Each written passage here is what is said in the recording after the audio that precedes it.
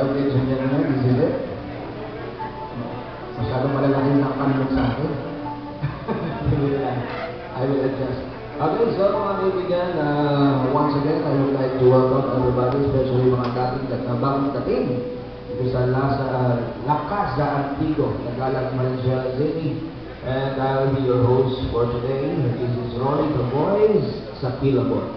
Okay, so, alam ko po, medyo malayo yung mga pinagkalitan ninyo. So, first of all, I would like to introduce to all of you our principal sponsors.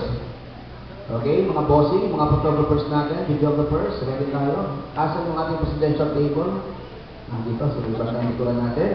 So, let's begin with the gentlemen para hindi kayo mahirapan. Okay? Ito po. So, we have today a family friend from the bride side, Mr. Lucio Vicencio.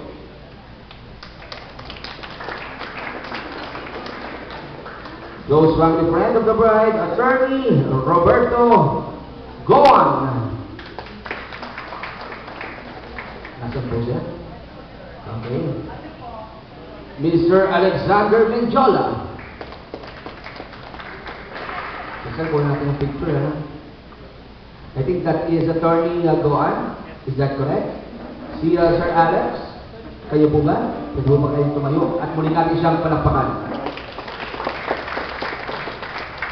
Those friends of the family from Sorsogon, malapit po ito. He is also the godparents of Jordan during his baptismal, Mr. Arnold Descura. And finally, a close family friend of the groom, Mr. Arturo Alcanar. Doon naman tayo sa magaganda. Close family friend of the bride, her business line gowns and other fabric materials, Mrs. Annie Castro.